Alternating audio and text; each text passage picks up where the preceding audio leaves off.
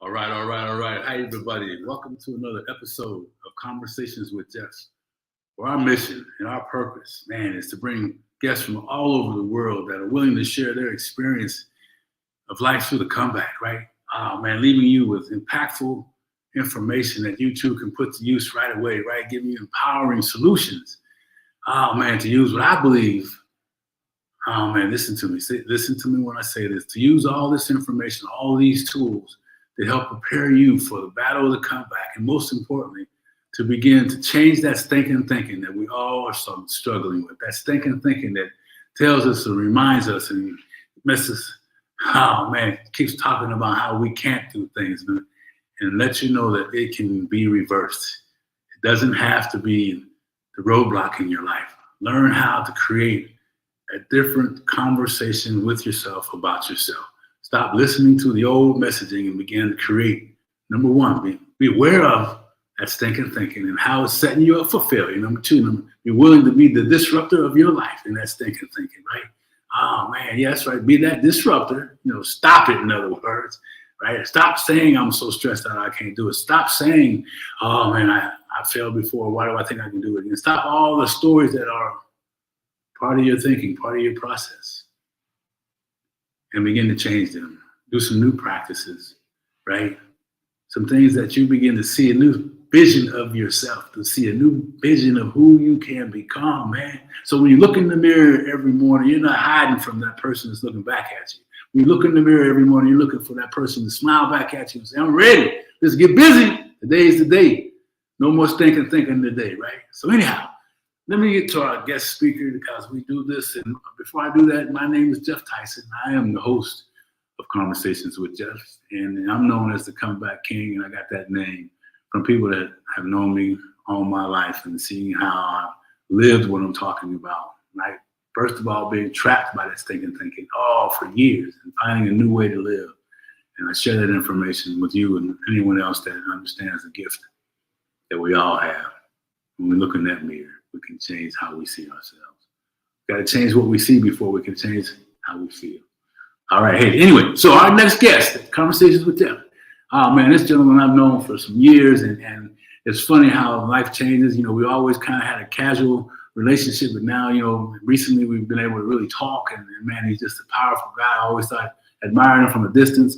Marty Goens is an artist, a playwright, and a writer hailing from Indianapolis, Indiana, Naptown. He's actively involved in his local community, serving as a community health advocate, certified affordable healthcare act navigator, and autism-like skills and educator.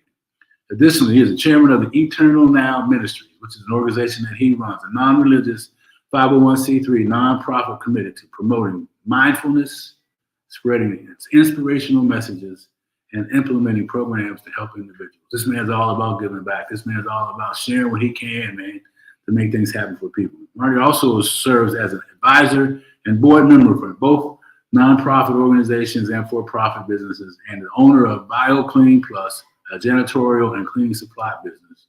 He's also a partner of SQB Packaging Systems, LLC, and GSA, General Service Administration Scheduling. This man, oh man, he's got some stuff to share with y'all. So as I always tell you, make sure you get ready to plan to share this information, take good notes, right? If you're doing a recording, go back and listen to it again. Ladies and gentlemen, let me bring Conversations with Geoff, our next guest and my friend, Marty Goens.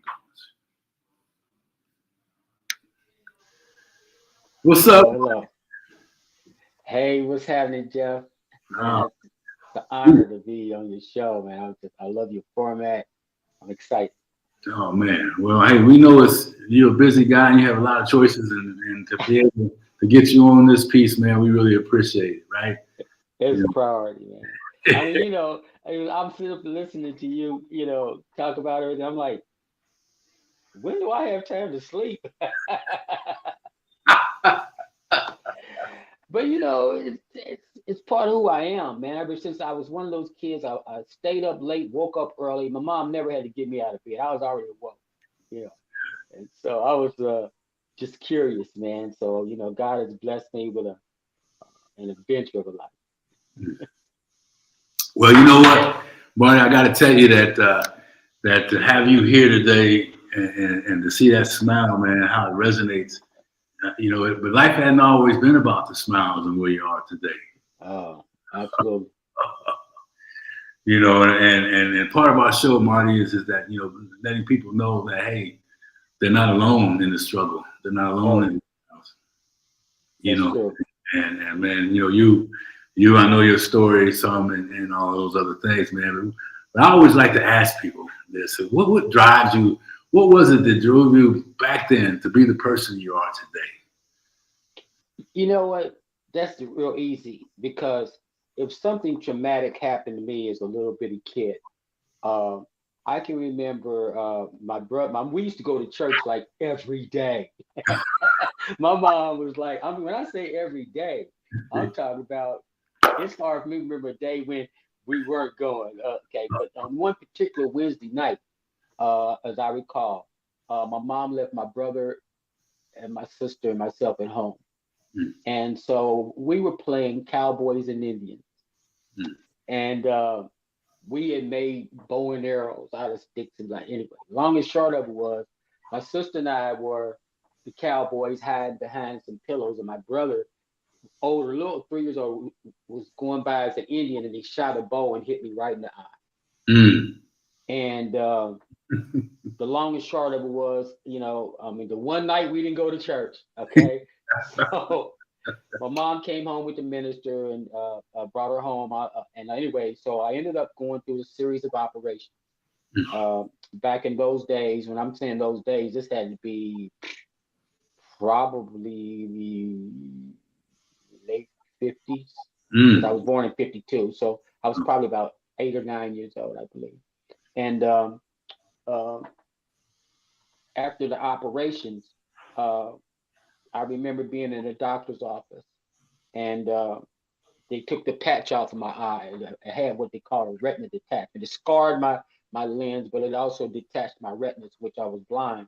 And so I remember when he took the patch off my eye, I remember saying, "Doc, I can see," and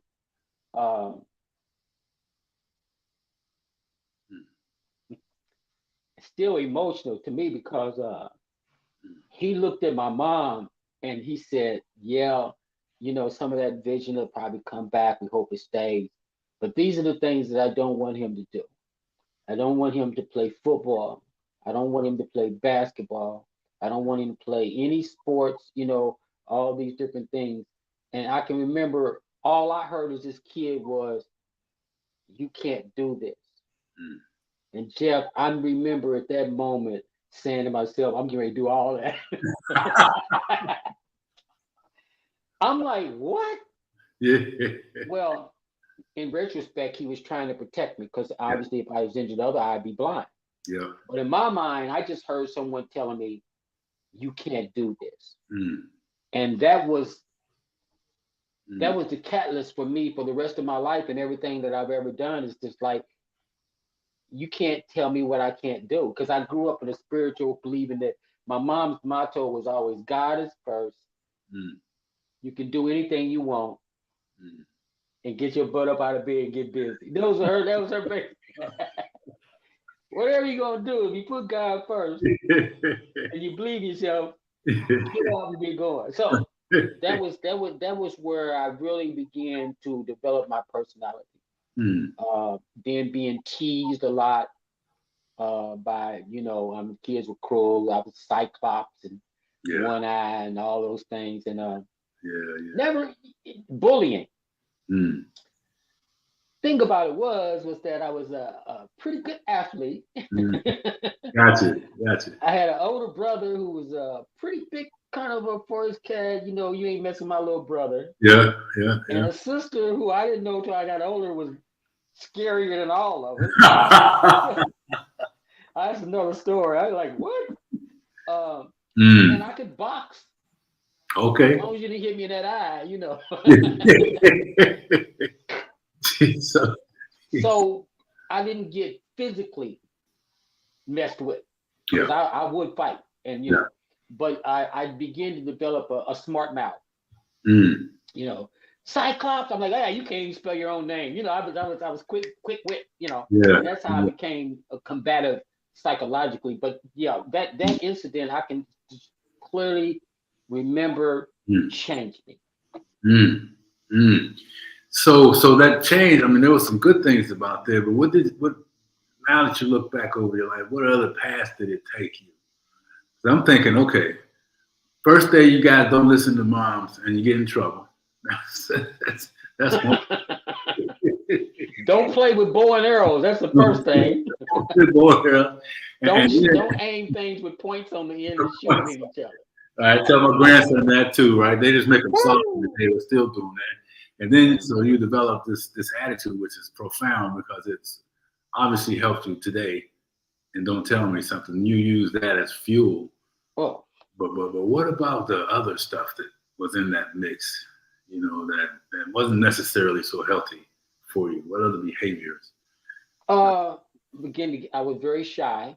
Mm, I wasn't shy about uh, action. yeah, I went out for baseball because he said I couldn't. Made the all stars, and then I was done. I didn't even like baseball. I just want to show I could do that. yeah, yes, But I got it. Yeah, um, girls, I was very, very. Guys would like to try to front me off, in front of girls, and so I was very shy, about with girls.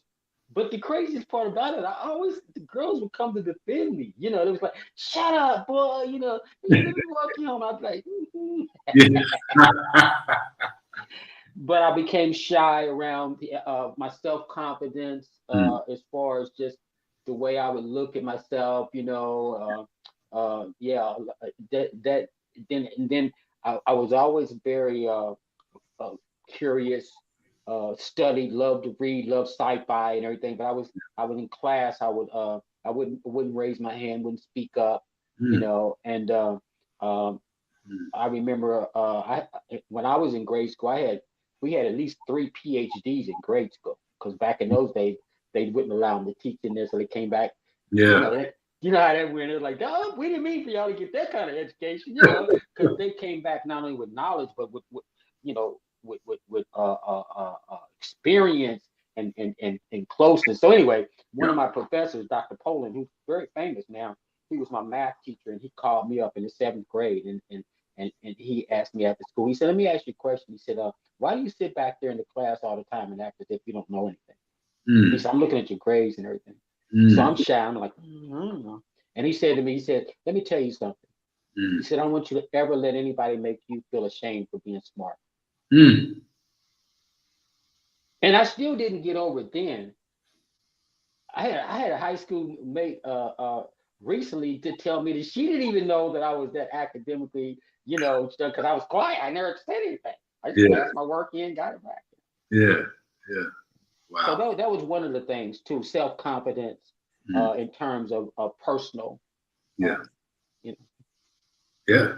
Yeah, yeah, yeah. I asked that question because I'm thinking, man, the story may be a little different in terms of the things that went on, but the feelings are still the same. That you share, that I share, as a little boy, not fitting in, not feeling good enough, right? And you're right. Back then, we didn't grow. I grew up a little after you, but the sisters were always the more dominant. Right? I got my butt whooped by some sisters, right? I mean, Come on, man. Yeah. I grew up with the attitude after a certain point. I'm like, there's three things a girl ain't gonna beat me in: basketball, chess, and boxing. I'm not going down. Okay. I ended up doing stand-up comedy later on in life, which you uh, wouldn't do. But one of my jokes was like, if a girl was really wanting to get tough, I'd be dancing around. I was in the Muhammad Ali era, right? yeah. And if she started getting me, I would revert to just the windmill on her. I'm not going down. Man, that was my most. I was a little boy, right? 5, 6 years old, man. Man, I wasn't going down, but boy, that was a whooping. So anyway, Well, you know what? But just kind of a little sad note. One of the other things that manifests itself later on in life, traumatic, before I even injured my eye, was my babysitter. I was abused by my babysitter sexually, mm, and physically. She broke my thumb, mm, and so uh, between that event when I was probably about I wasn't even going to school then, so I had to be about 4 or 5 years old, 4 years old, and I kept telling my mom, Mom, she's making me do nasty things, and she's like, oh girl, and my mom was young, so finally one day I was walking up the stairs carrying an iron. Back in them days, irons were like anvils, right? They were big giant contraptions, right? And she pushed me and it went up in there and smashed my thumb. And that's when I finally. So those two things right there, kind of, yeah. Affect Yeah, I hear that a lot, man, and about that stuff going on, and the thing about that is that obviously it didn't hold you back, and me. some of the other things, but at some point you dealt with that, and for the folks out there that may still be carrying the pain around that, still trapped by that, man, what can you share to help them get free from that? Well, I think it goes back to let me just put a footnote to that. Uh, you was giving my resume about things that I've done in my later life and everything. Well, I'm gonna start out with the good news, and that is I'm in my 16th year of total sobriety. Yes, sir. Okay. Congratulations. No alcohol, no drugs, clean. Yes, sir. A, and this, so that's the good news. Yes. But in between that period, and even during some of my business career, one of the things I did the result of those actions was I wanted to try to fit in. So the Mhm. first time that I ever used alcohol was to fit in with the crowd. Yeah. And then it became what we know as being a way to deal with those feelings, which Right. is what you're asking me. How did I deal with them? So I Right. had to go through that crisis of trying to numb my pain, Mhm. uh, and then dealing with life issues like the death of my son on Father's Day morning, Mhm. getting killed Father's Day. All these different things I could point to. But to your question, like, what would I say to a person? Um, I have to go back to what my core belief was, and Yes. that is that I do believe in, God, higher power. I believe in a supreme, ultimate, divine being. I believe that I'm a spiritual person before I'm anything else. Yes. I'm a spiritual being, and this is just a body, you Yes. know. Yep. And side note, I've even told my kids that when I die, I want to be cremated, put into a little cylinder, and one of my great great grandkids that are on their way to Mars for an internship throw me out the window. And they like, Dad. I mean, it's serious. They're like, Dad, we stop saying that. I'm like, no, I'm serious. I want to be buried in outer space, Yeah. so that maybe another 1,000 years or whatever God's thing is, some alien will pick me up, rejuvenate me, and I'll wake up and I go, see, told you. But there we're going to Mars. That's a fact, man. So Oh yeah, I mean it'll be like like 20, 30 years. They'll be like, yeah. Paul. Oh, I probably won't be around. They'll be like, oh, Mom, I'll be doing an intern 6 months on Jupiter. Yeah. Why you going when you go to the bathroom? Just throw this. Oh yeah, Paul said throw his ashes out the window. That's Let it. it drift infinity. But the reason why I say that is because at the core of who I am today, that's it. I believe that I'm more than this body. I'm more than these experiences, and so that which I hold on to gives me the the power, or gives me the motivation, the wherewithal to remember that I'm not done until God says I'm done. So Yeah. no matter what's happening to me, Yeah. until I've reached my purpose, you know, bring it. I'm like, Harriet Tubman, they hit her in the head with a 2x4. I'm still leaving. Still living. Not Yeah, stopping. I love her, man. Yeah. She's a little bitty thing. They popped her upside the head. We leaving anyway. That's Yes. my attitude. No, you're not stopping me. That's right. So Yeah. that's what I would say to anybody, whether you're dealing with personal issues, health issues. I just recently had a bout with prostate cancer. I'm 2 years now in total remission from that. 2.5 years, going on 3, Mm. cancer free. And when you hear the C word, I mean, people say what they want, but when you actually, the doctor actually says it to you, that white noise is a real thing. Okay. When I heard him say, you got cancer, then it was like, Charlie Brown's mom. I'm listening. He was talking, but all I could hear was,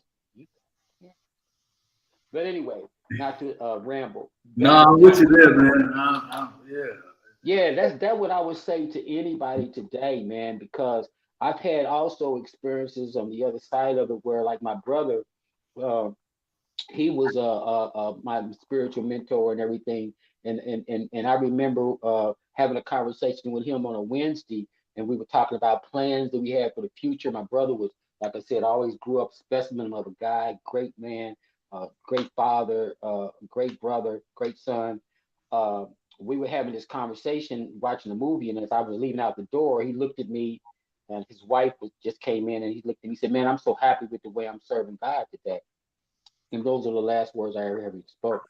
3 days later, I saw him get killed, him and his wife in a car accident. And I saw it on TV. Couldn't believe it. 58 years old. He's gone. The reason why I'm saying that is because if you balance these things together, now here was a guy that wasn't, he had his day out in the wilderness and everything. He was 25 years clean at the time. My sister was 25 years clean. She died 4 years later of disease. So I have these different, experiences around me to help me to understand that, again, the bottom line of it is, as long as I have purpose, it doesn't matter. You can hit me in the head with a 2x4. You can send me through this. You can do that. But I'm going to keep on getting up. Keep getting up.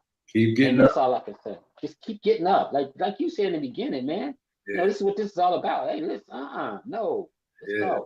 Let's go. Let's go. Hey, what's that one? Damn the torpedoes, full speed ahead. Come on, man. That's it. Get up with a smile, shake it off, and keep moving Come forward. on, man. Even sometimes, one of the things, Geoff, I'm learning too, I'll be 72 in this September, God willing. You're wearing that well, man. You're wearing that well, brother. Woo-hoo. Yeah. Ain't like I didn't try to, run through some walls, but I'm thankful for that. But the thing about it is that you start learning how, that's why my ministry is called The Eternal Now. The concept came to me that life is in the moment. Yeah. You're either thinking about the past or looking toward the future. And I was always wanting to be somewhere I wasn't. When I was in grade school, I wanted to be in high school. When I was in high school, I wanted to be in college.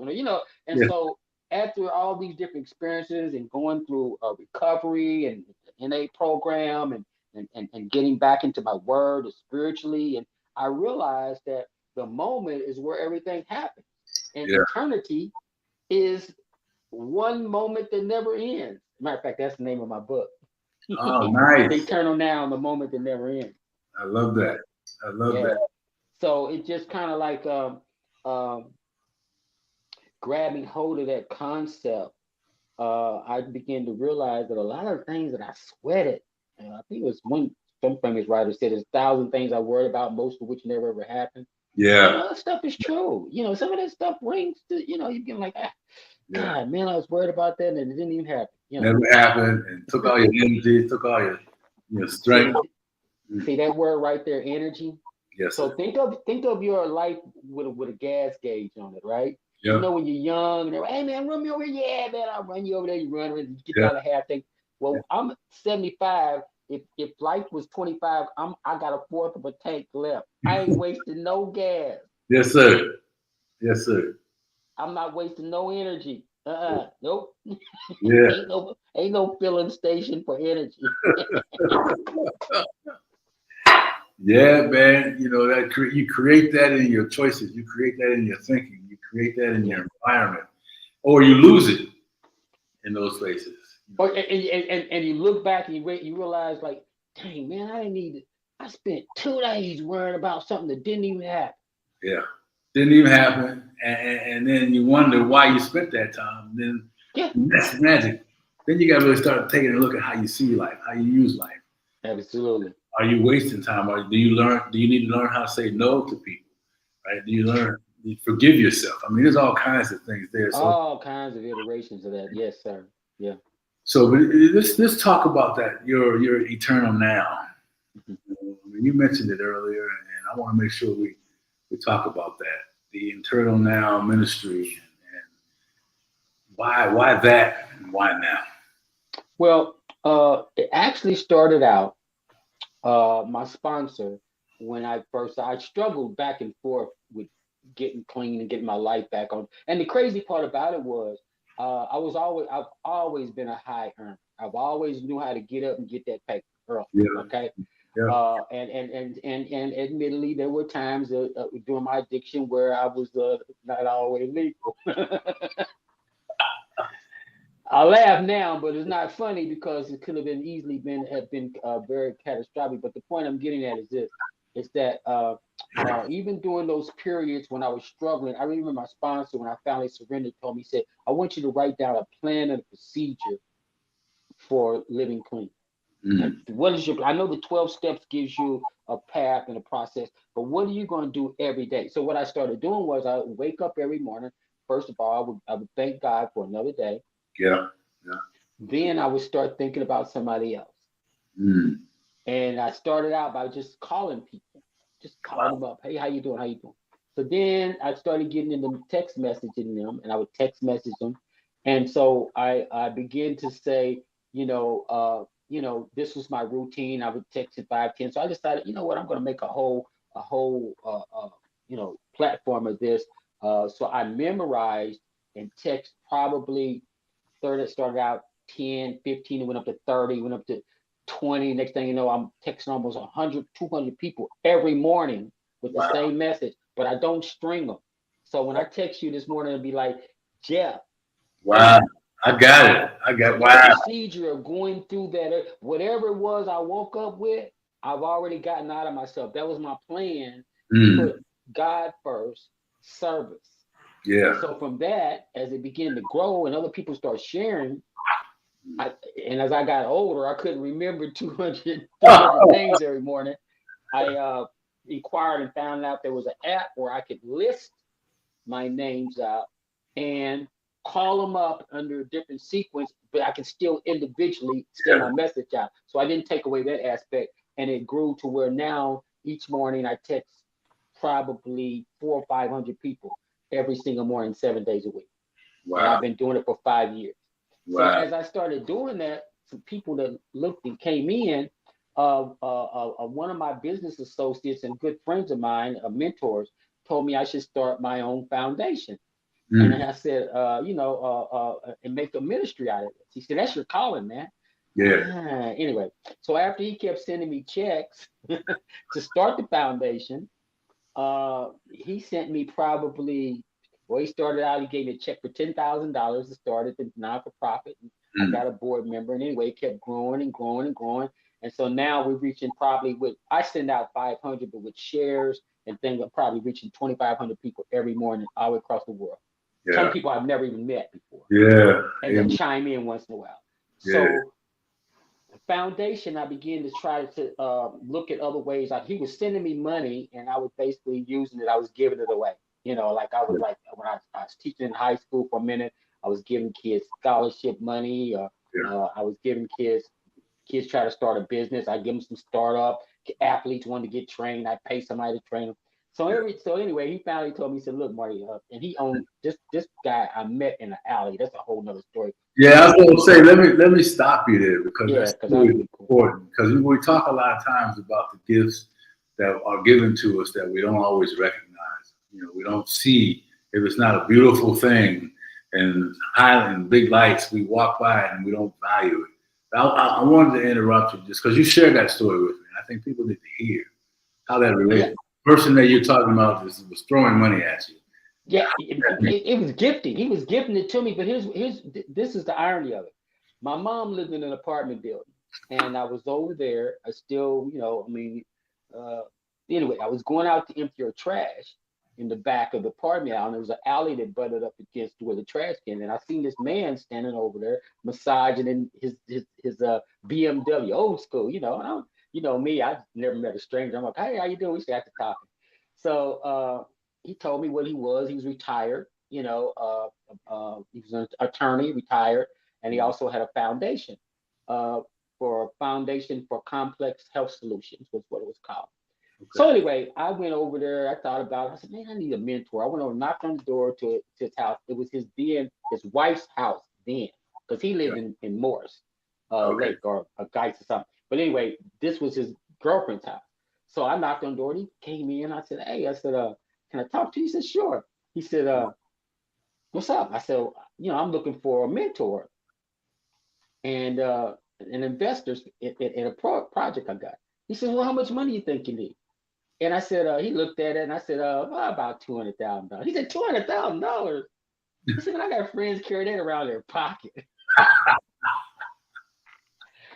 But he said, but I'm gonna tell you something. He said, what I will do is I will help you to understand how this works. He said, people invest in people and not just ideas. Yeah. So we established a relationship, got to talking and everything. And he did start mentoring me. And one day he called me up and he says, look, I got something for you. And one of these things he came and asked me to do was if I wanted to be a facilitator for HIV patients, that he had a program with the state. And just on this meeting in the alley, this man sent me a check of $3,000 a month for 7 straight years. Yeah. That's how I became a facilitator. This is the guy I met in the alley. Yeah. Okay. And he's the one who eventually got me into where the program and on. We've been friends for 20-something years, almost 20 years. And so he told me, he said recently when he sent me a check the last one, he said, I'm gonna tell you something. He said, I know you give away money. He said, but you're gonna have to start learning how to raise money. He said, I know you hate to ask people. He said, he said, I hate to ask people too. I'm like, well, yeah, of course, because you're already rich, right? But he said, said, but look, there's a saying in the nonprofit business. No margins, no mission. So I'm gonna send you this check. And if you can match it, I'll send you. But after that, he said, I'm gonna give tough love on you. Man, what did I say? So anyway, that's how my ministry started. And then I came up with this other new program that I mentioned called Rude Awakening, which is now going out into the community. But that's how I got started. That was the angel that was just standing there, man, minding his own business. And he changed not only my life, but my family's life. He knows my mom, my wife, and he lives in St. Croix or somewhere. Yeah. But I met him in an alley on 37th in Pennsylvania, Indianapolis, Indiana. And here's the thing I wrote down. You said you had the courage. And what could have happened to you? But you had the courage to walk up to a total stranger. Yeah. Introduce yourself. Right. And so many times people say, well, I don't, it happens. You were scared, but you did it anyway. Yeah. Like, you didn't know the outcome of it. Right. Back to my original motivation, back when just the idea of something that was normally seemed to be difficult or whatever, the challenge of going up, knocking on his door, he could look at me like, man, look, no, I ain't got time, son. Yeah. Well, hey, what could have been the worst could have happened is that I would have went back home and, did something else, I guess. Did something else. You may even went back to the house again just because of what you saw. You never know. So I always say that to say that so many times people are like, uncomfortable, but be uncomfortable, right? In order to achieve, no one's ever achieved anything great without being uncomfortable. Convenience, right, and commitment don't live on the same street.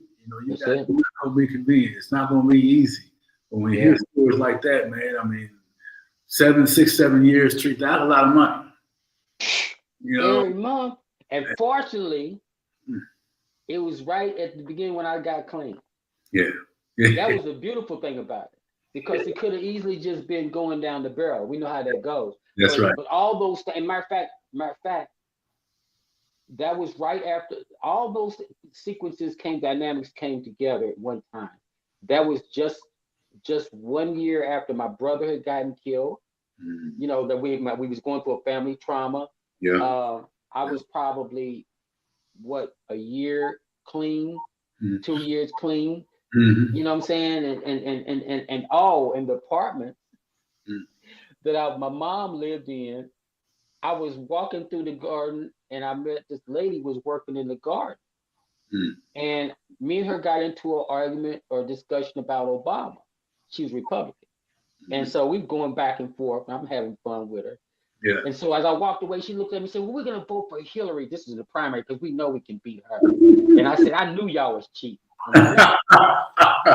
Her husband, who owned the apartment, called me, and I thought he was going. I didn't know that was his wife, and so he called me up. My mom said, "Andy's looking for you." I'm like, I knew he was. Anyway, long and short of was, he says, "Marty, we've been looking for a new manager for these apartments that we own, and my wife said she met this guy in the courtyard named Marty, and I ended up managing $4.5 million of his property for the next 7.5 years." So, Man. and this is true, man. I can't believe this. This is the little kid with one eye. Yeah. the little one-eyed kid that didn't weigh 110 pounds. That's amazing, man. You know, and so it was, you know, it's not that wasn't luck that happened. No. You know, Providence. that was yeah. You know, I believe in that. You know, and I do too. Those stories. Hey, what's up, Isaac? How you doing, man? Thanks for stopping in. And just talking about recovery for a minute, you know, and the gifts of recovery, and you know, the thing that we don't talk a lot about is life after, you know, you walk away from that craziness. Oh yeah. From a professional level, sure. You know, what is life like then, and you know, your stories resonate with the possibilities. Yeah, you know what's really crazy about that, though? What's really interesting, shall I say? Mm-hmm. What's that? Is that I've been blessed with those opportunities since I've gotten clean. Like I said, I'm like a kid. You know, once you turn 10, 6 months later, you're almost 11. Okay, so I'm almost 16 years. Okay, so I'm already claiming 16 years. But what I'm saying is that I've lived good, had those opportunities. But when I was actually, this is what's wild. When I was actually in the throes of my addiction, I made 6 figures twice. Yeah. I ain't got nowhere close to that again yet, personally. But I'm not only happier with a broader perspective of life, with, you know, I mean, you know, like I said, I mean, God's blessed me with business and, you know, income. I got a wife, you know, and didn't have a, but when I was so it just comes to show the part we try to talk about in recovery, that money, you know, prestige, all those, they don't mean nothing, man. If you know, like I said, look, 6 figures with no car. I'll look back at it now and go, you idiot.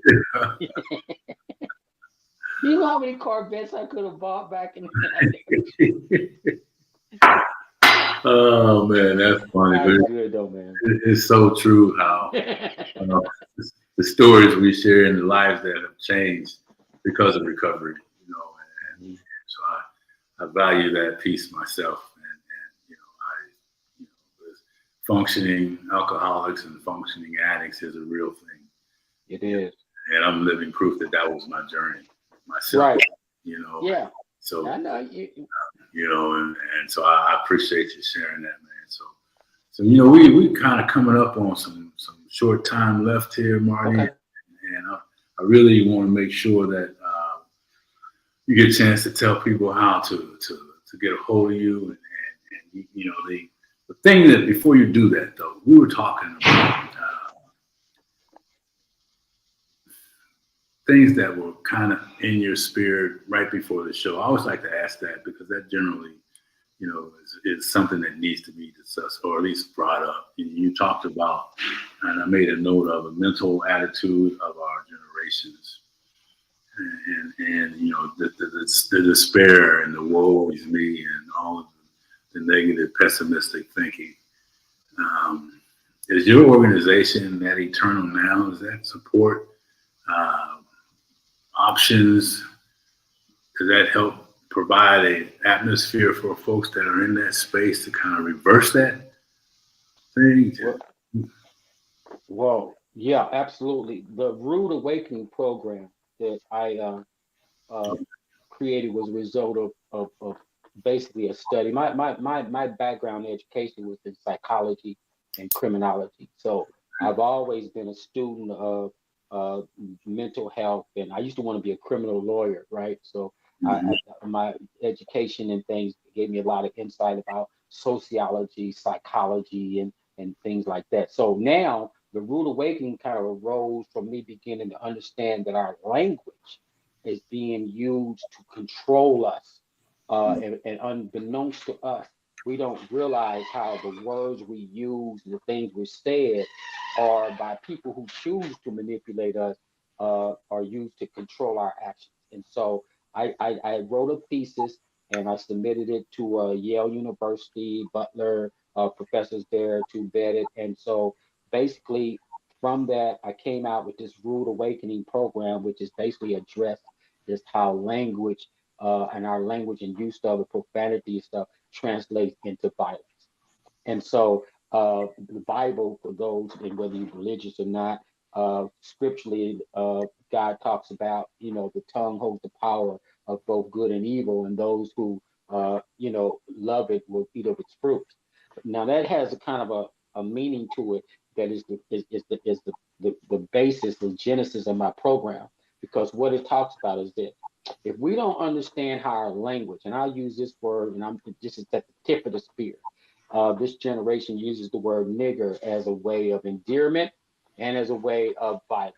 Okay, and that's called double think. I don't know if you ever studied the Orwellian concept of new speak and double speak. I read it way back in the '60s, and I remembered it now. That what it is that we have through over the years allowed our community and people, not just blacks, not just rap, but to begin to use these little iterations of violence through language that now is for a young kid not able to navigate, thus the name Rude Awakening, which teaches them to recognize when you put yourself in a precarious position or about to be, understanding the dynamics of it, and giving you a tool to either to disengage or de-escalate and evolve. That's what RUDE stands for. And this program, uh, right now, I'm taking it into a high school here. I've already been accepted. Matter of fact, they asked me to be I'm now a varsity basketball coach for one of the high schools here, assistant of spiritual mental health. And I'm using that as a platform to give people these tools in order to navigate through what I feel is a social, a mental health issue that also turns into violence. And so that's what the ministry is sponsoring. I've gotten contributions and donations, and I've written a curriculum that I'm going to be trying to get into the schools. That's pretty much the focus of my ministry right now, and that's what I'm hoping people will go to my website, read about it, and see. We're going to do a documentary. I'm getting ready to do everything the doctor said I couldn't do. I'm gonna make a movie. I'm writing books. I'm writing everything in curriculum, and I'm actually literally going out one on one and teaching staff, church members, and everything, reminding them what you and I grew up. Remember when we couldn't even say the word shoot because Yeah. the word shoot was too close to like we go, oh, you're going to hell. Well, Yeah. those vanguards have been taken down now. That you call your kid and you go, what? Man, you would have been smacked through the wall. So that's what this thing is about, and I'm so pumped about it. I just every day I'm working on it, and I've got an appointment coming up with two presidents, one of Cathedral High School and Ritter High School. Both of them want me to bring the programs into their school system. Man, that's beautiful because it's so necessary to give them an outlet, to create a safe place, Yeah. help them recognize high school. Some say it's too late, but I believe it's never too late. I think it's What? still. Let me just say this real quickly too, because I know it's short. Here's the thing that I've come to understand as I started this program. I've been working on it for a couple of years and bringing it into the state. Somebody asked me one time, well, if we don't call each other nigga, what are we gonna say? Okay. I was like, I thought at first that was silly, but I thought about it. This is a young person understand, they don't understand the connotations of having two different, iterations of the word. But here's the thing, that was a very good point. I'm not trying to, that ship and sailed on a whole lot Yeah, of people. Okay. yeah, yeah, What I want to do is bring awareness yeah. back to the forefront so that the next generation will create a new speak, a new way to express themselves. So that would take training both of students who want to learn now, parents, Yeah. administrators. Some of them don't even know how to talk to kids. Yeah. So yeah, it's all encompassing. Well, I like that, and I believe, I've always felt like, in terms of using the N word or anything uncomfortable for people, that there's people out there that want to understand, literally want to just understand and help, right? And I know They that don't even know the roots of the word. They don't really know don't. roots, and then there's ignorance. So there's I think that you and I talked about it. For those of you out there that hear this message and are like, hey, I like to help. I don't know how to help. I've tried to help before, and people have kind of ignored me, because I believe that, look, I grew up in a time like shortly after you did, where it was still kind of tense. All the things that go on about, wasn't too far where we couldn't vote, all those things. Oh, yes. But my parents, they still showed the importance of recognizing people as people still. Exactly. And there's good and bad in everyone, all walks of life and all these other things. And so, and then I know there's people out there that are wanting to understand how they can help and be a part of changing the lives of those people that have been oppressed, us, people of our color that have been stopped, the children at risk, as they call them, and so all that stuff. So anyway, I'm getting off subject too, man. We can talk. No, I mean, but the point you're making is, and I just say this kind of cap on that, and I try to make sure I emphasize it.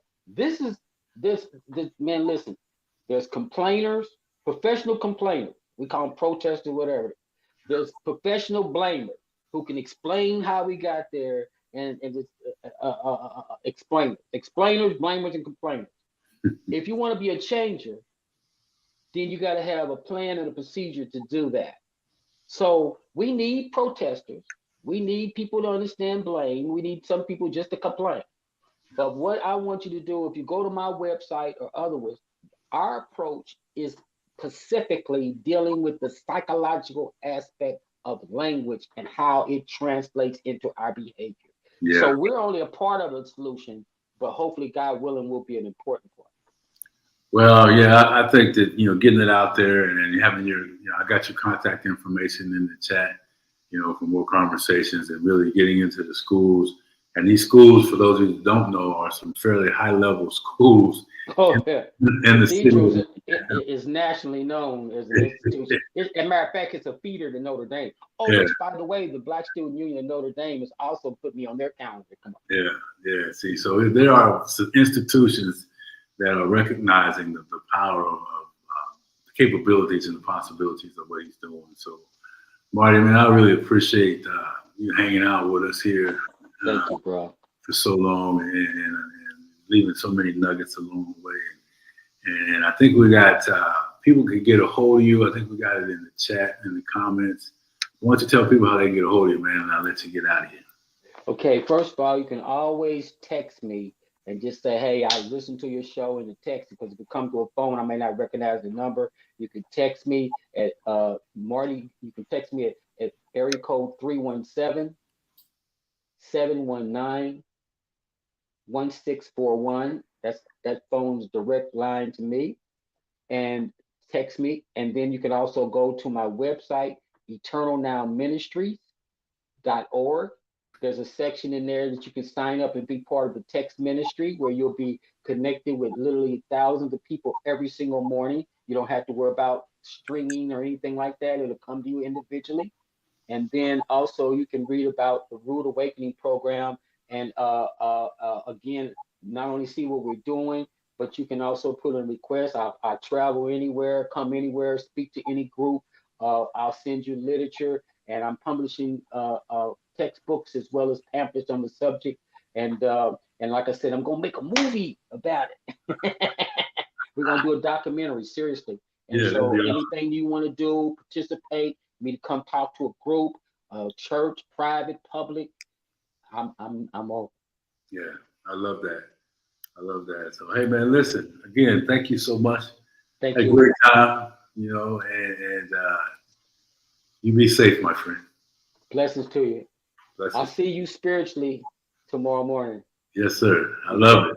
I'm gonna respond too, because it means more knowing that even though I understand the mechanics, I still feel valued because it's just when you do it, you think of me only. Oh, I see your name. I'll see your name. I see your name. You know, wait a minute. It's the eternal moment. Yes, sir. That's it. All right. Be blessed, my brother. All right, man. I'll talk to you soon. Thank you so much. All right. Bye-bye. So, as we say, ladies and gentlemen, as we wrap this thing up, just go back and take a look and listen to what we talked about here today. And understand this as I leave you, that courage is built by doing things that scare you. This man did some things, and the outcome may not be the same for you, but certainly worth the effort, right? Courage to ask for a mentor, those of you wanting to have a mentor, courage to ask for help, right? And I made a lot of notes on here, but I'll leave you with this. There's no reason anymore other than our self-doubt, our stinking thinking, limiting beliefs, that we can't change this thing called life in our favor. I encourage you, if you're feeling like you can't take one more step, take that step. If you're laying down in a ball, get up one more time. If you can't see because it's just way too much happening in your life, close your eyes and use your imagination. Close your eyes and begin to see yourself being that person that serves, being that person that cares, being that person that you are meant to be in this lifetime. See it in your eyes. Close your eyes right now. And remember this, you are worthy of success. Nothing shall stop you from reaching your destiny. You shall not be denied. Appreciate you listening. Make sure you share this information. Connect with me. I have that information out there, and let's have a conversation if you need to get more of me and more of my time. And lastly, have a fantastic day. Watch that stinking thinking.